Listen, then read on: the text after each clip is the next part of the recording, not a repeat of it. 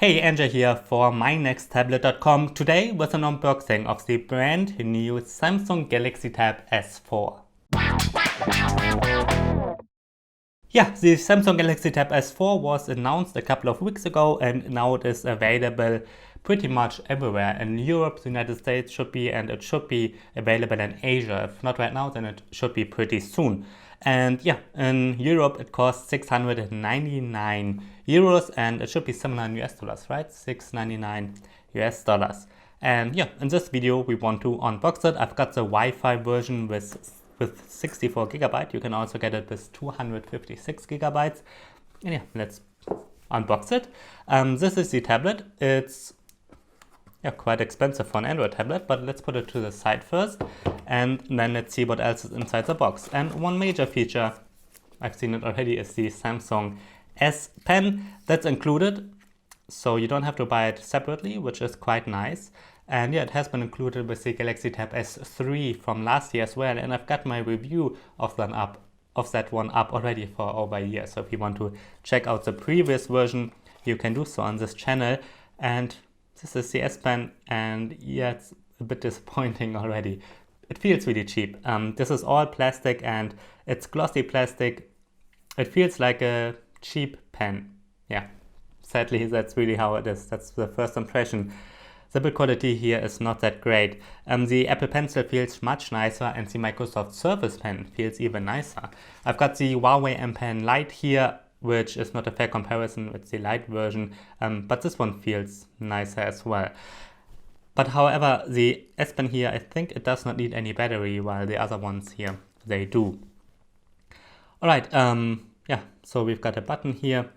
Anyway, it just doesn't feel as high-end. It supports 4096 pressure points, which is up to date. So technically, on the technical side, it's totally high-end.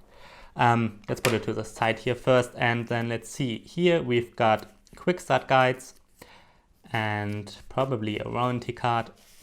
Let's take it out here. So yeah, German quick start guide, English quick start guide, and a warranty card over there. Then we've got a SIM eject tool or a micro SD card eject tool in this case, or if you have both, then it's used for both. Then we've got the standard charger here. It supports adaptive fast charging, and I think you can charge it in 3 hours or just over 3 hours or something. Then we've got some replacement tips for the S Pen. They might be useful if you're using it a lot. And then we've got a standard USB Type A to Type C cable to charge the device or to transfer data. So it's USB Type C, which is really nice. So let's put all of this back and to the side so we can take a closer look at the tablet itself here. Let's get rid of this covering here. And by the way, what I'm seeing here, you can get a keyboard with it. It costs around 150 euros, probably just under 150 US dollars. I don't have it, but you can get it as an accessory if you want. Alright, so this is the Samsung Galaxy Tab S4. It has a 10.5 inch display. On the top here we've got an 8 megapixel front-facing camera and an iris scanner. And what you might be missing here from previous Samsung tablets, there are no these typical Android buttons. They are missing no home button and also no fingerprint scanner. So that's a bit disappointing, at least for me. But yeah, you have to use the iris scanner, and I believe there's face recognition built in as well. On the back, we've got a 13 megapixel front-facing camera with an LED flashlight. Then we've got the Samsung logo on the bottom here, tuned by AKG for the speakers. And the back here is made out of glass, like the front. So we've got front glass and back glass and a metal bezel. The metal bezel really feels nice. And the glass here is alright. Something that I noticed, there seems to be like a special coating to prevent too heavy fingerprints, which is certainly useful on a tablet. Otherwise, you will be cleaning it all the time. You still will be cleaning it all the time. I prefer metal bodies like we get with Huawei or with the iPads. But yeah, glass back, glass front here, a metal frame. Obviously, it feels high-end. It's really well built. There's nothing like squeechiness or something. If you try to bend it, you cannot bend it. Yeah, so the build quality is pretty good. I'm just not a huge fan myself of the glass back, but it certainly looks nice. You can get it in black and in like white, light grayish. Alright, Let's go around the tablet a bit. On the top, we've got 2 speakers, and we've got 2 speakers on the bottom as well. So like with the iPad Pro series or with the Huawei MediaPad M5 series, we've got 4 speakers in total, which is really nice. Then on the bottom here, we've got a standard headphone jack, which by the way, the MediaPad M5 series does not have from Huawei. So that's certainly nice that Samsung still keeps it. Then we've got the USB Type-C connector here. On this side, we've got a pin connector for the keyboard cover, which is nice as well, because that way you do not have to charge a Bluetooth keyboard separately. It's just being powered by this pin connector here, which is nice to see. Yeah, nothing here on the top, and on this side we've got a power button and volume rockers. And yeah, that's pretty much it. Now I will turn it on and we will take a look at the display, the performance a bit with benchmarks, and obviously at the software. Alright, I'm back. I connected the Samsung Galaxy Tab S4 to my Wi-Fi Google account, and I already installed a couple of apps and benchmarks, and now we want to take a closer look at the hardware and the software a bit. First of all, for this iris scanner, I already set it up for my eyes and my face, and it works pretty good. However, sometimes it says I should take it a bit closer to my face or further away, and I obviously have to remember not to cover the iris scanner here and the camera. Yeah, I still prefer a fingerprint scanner on a tablet, but anyway, we have this now and it seems to work, but I think it's not as fast, at least not always. Anyway, what is really nice here is the screen. It's a 10.5-inch screen and it's a Super AMOLED display with a very high resolution of 2560 by 1600. So that is the same resolution like we get on the Huawei MediaPad M5 series, for example. And this is a really, really nice display. Because it's an AMOLED display, there's a nice contrast, nice colors, nice black levels, and it's fully laminated obviously, so there's no air gap between the touchscreen and the IPS panel. And yeah, it's really a really nice display. I've been used to IPS displays recently from Huawei and from Apple, and they are fine, but yeah, this is really nice. Super AMOLED is really nice. Yeah, it's certainly one of the best displays in a tablet right now. So inside here, underneath the screen, we've got Qualcomm Snapdragon 835 octa-core processor. And together with that, we get 4 GB of RAM, and in this case, a 64 GB internal storage, but you can also get it with 256 GB. So the Qualcomm Snapdragon 835, as you might know, is already over a year old. That is a processor that we've seen in a lot of more higher-end smartphones in the last year, and also recently in 2 Windows tablets. However, this is about 1 year old. Sadly, that is not something that Samsung is doing alone. Even the recent tablets from Huawei and also the current iPads all have a bit older chips. So I did run a couple of benchmarks already, and because everybody is using a bit older chips in their tablets right now, this is actually the fastest Android tablet available. In the single core test in Geekbench 4, it gets 1,899 points, and in the multi-core test over 6,500 points. And that is just a bit over the Huawei MediaPad M5 which was the fastest tablet I reviewed up to date, up to this now. In Antutu, it is a bit better, a bit more noticeably better than the MediaPad M5 series. It gets 203,000 points, and yeah, that's really quite a lot. So this certainly is the fastest Android tablet right now. And I already played Fortnite. You're seeing it here right now. The Samsung Galaxy Tab S4 and S3 are the only tablets right now that you can use to play Fortnite on, the only Android tablets. And I've been used to Fortnite from the 2018 iPad a bit, and they seem to run very similar on both devices. We've got a really nice screen here, and at the beginning I thought that it doesn't look as detailed as on the 2018 iPad, but I think it's pretty similar. The screen here just is a bit nicer because, as you might know, the 2018 iPad does not have a laminated screen, but Fortnite on here runs really nice. Not the highest graphic settings.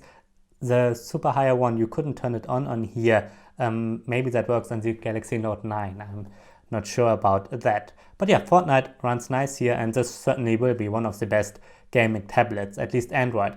the iPad Pro should be a bit better still, and the next iPad Pro that will be announced in a couple of days should be as well.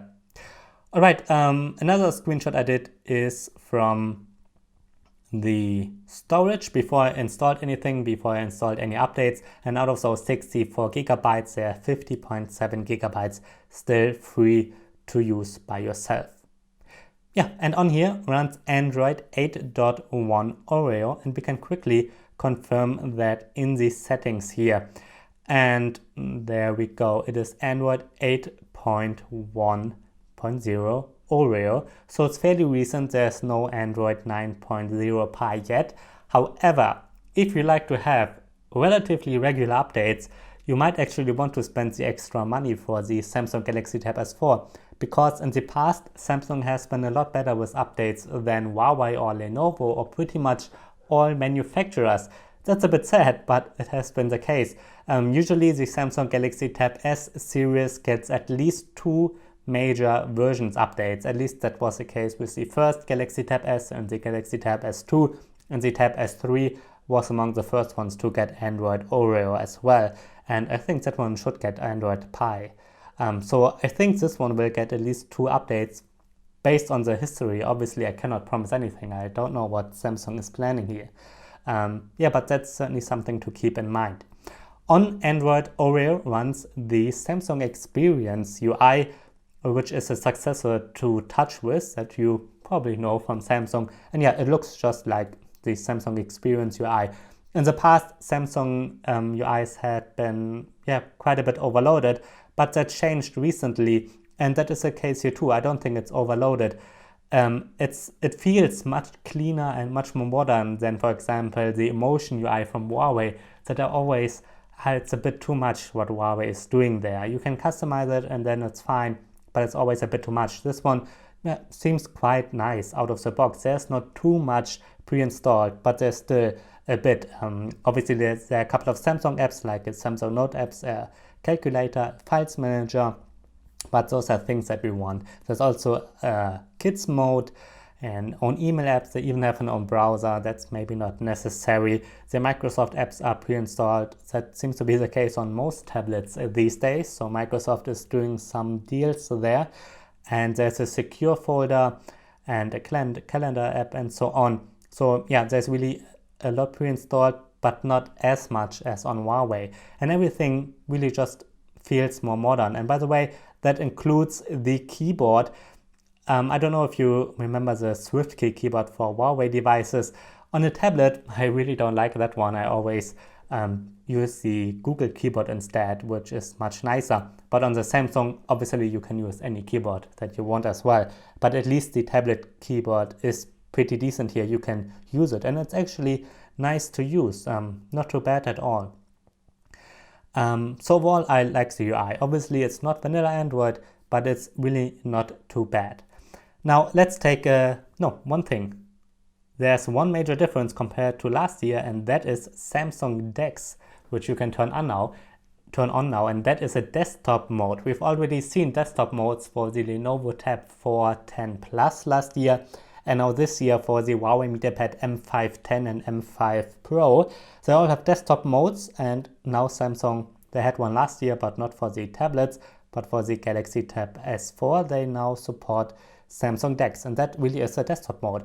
It reminds me a bit of the tablet UI for Chrome OS. It looks a bit similar with the quick settings and notifications here, and the app menu here, and the taskbar down here. It looks a bit similar. However, here now in the desktop mode, you have windows, like on Windows or Mac OS, and you can have several open at the same time, and they overlap each other. And I've played with it just a bit, and it seems to be much nicer than the desktop mode on the Huawei MediaPad M5 series. That one was really not that usable. This one seems to be a bit nicer. However, I'm not sure if you should get an Android tablet if you really want to do productivity work. Probably it's easier to then just use an iPad, but mainly Windows tablets. I work with really every tablet that I review, and a lot of is possible with Android and especially iOS, but at the end of the day, I always can work much nicer, much faster with a Windows tablet than with Android or iOS. But obviously it's possible, and at least you have the option here. You can connect it to a monitor or a TV and connect mouse, keyboard, or get the official cover using this USB Type-C. You can connect a lot, and then you can use it as a desktop PC, for example. So yeah, that is Samsung DeX. I will certainly try it out more for my final review. I don't think I personally would use it much, except for me reviewing this now. There are just not enough apps for here. And there we go to the Stylus. I already said it feels a bit cheap, and that hasn't changed. However, once I started to use it, I started to really like the Stylus. It still feels a bit cheap, which is not that awesome, but at least you don't need an extra battery, or you don't need to charge it like the Apple Pencil or the Microsoft Surface Pen or the Huawei M Pen. So that is certainly nice that you don't need to charge it, and it's thick enough to use comfortably. It just doesn't feel as high end. And as usual, Samsung has a lot of quite nice features for the S Pen. If you start to use the pen or just hover it over here, this little icon drops out, and then you can do a lot. For example, you can start a note, and you can type something, or write something, and there you see already that it is pressure sensitive. If you draw lightly, it's a thinner line, and if you press heavier, then it gets to be a thicker line. So yeah, that's nice, and it's really responsive, by the way. Like, I really like it. It feels really nice. Yeah, I think it is much better than the M Pen from Huawei. It certainly has more software features. There are a lot actually here. As I said, you can start a note, you can smart select something and annotate it, you can take a screenshot and then annotate it as well. And unlike the Huawei ones, here you can use the pressure sensitivity and really have a bit more options. So that's really nice, if you need it at least. You can also have some live messages. You can translate text, like you can mark something up and then translate it, for example, in the browser if you want to translate English into German or the other way around. You can also add other shortcuts here from pretty much every app, but also there are more features for the pen, like Bixby Vision. There's a magnifying tool, and there's a drawing tool. Yeah, you can use all of those. We can open here the Samsung Notes app, but that one hasn't changed too much and is very similar to what we've seen in previous versions. I already wrote a bit here, so you just can start a new note and you can hold it however you want, and then you can just start to type. This is a test, and as you might see here, I'm putting my palm of the hand on the screen, so palm rejection is built in. And I think for taking notes, the Stylus is really nice. It seems to work really well. It's really responsive. I quite like it. However, if you are, for example, a photographer and want to edit pictures, like do some retouching, maybe take out some sensor dust if you haven't cleaned the sensor of your camera, you can do that actually on the iPad and obviously on Windows tablets. In Photoshop on the iPad, you can use Affinity Photo, and in the future Photoshop for iPad, they will release a full version of it. At least that's what Adobe said. But those apps, you don't have those kind of professional level apps for Android. At least I don't know any of them. You have some apps, like there are nice drawing apps. You can have apps to annotate PDFs and so on. And there's this Adobe signing app where you can fill out forms with the pen. And that's all nice. But the apps they don't have as many apps that you can really use professionally with a pen, except for writing down notes. So I'm not sure if this should be the main reason, the Stylus, for you to get it, except if you really want to have an Android tablet. Otherwise, an iPad or the Microsoft Surface series might be more interesting if you are a photographer, for example. All right, and here we are at the end of my unboxing video and hands-on. The first impressions are pretty good. At the beginning I thought, it's just too expensive, and that has not changed. It is still very expensive. However, it has a really, really nice screen. The software is nice. We might get updates in the future. It's relatively likely, at least more likely than with most Android competitors. And the performance is really good. We've got pretty nice speakers on the sides here. Build quality is good. The S Pen works nice. It's not as high build quality, but works really nice. You can play Fortnite, obviously. That is a selling point too. So if you're willing to spend a bit more money, it might be worth it to get the Samsung Galaxy Tab S4. If you don't need a lot of these features, you could also check out the Huawei MediaPad M510. It's a lot cheaper. It's almost as fast, just a bit slower. It might not get updates. Sadly, that's really something Huawei should work on. But yeah, you get almost like 95% of the features, I would say, for a lot less money. But if you really want to have the best Android tablet, then I'm sure this will be it.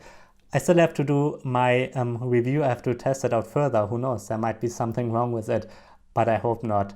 Yeah, but it's really expensive, and you might think if you really need that much, then maybe an iPad Pro might be the one for you, or maybe a Windows tablet like the Surface Series, depending on what you want to do. But if you want Android, then this seems to be really the best. But again, it is quite expensive.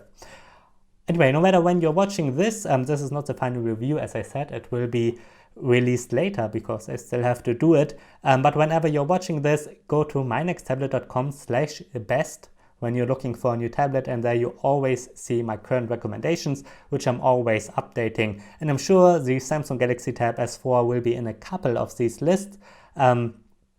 Yeah, and you can see the best tablets with the Stylus, best Android tablets, best tablets with a keyboard, all the current recommendations that I have, best tablets under $100, which this one will certainly not be in. And yeah, that's just something I want to point out. That are my current recommendations. So if you're watching this in 5 years, then you know, yeah, maybe you should check out my current recommendations. All right, if you have any questions, just write me down below. I'm NJ from mynexttablet.com.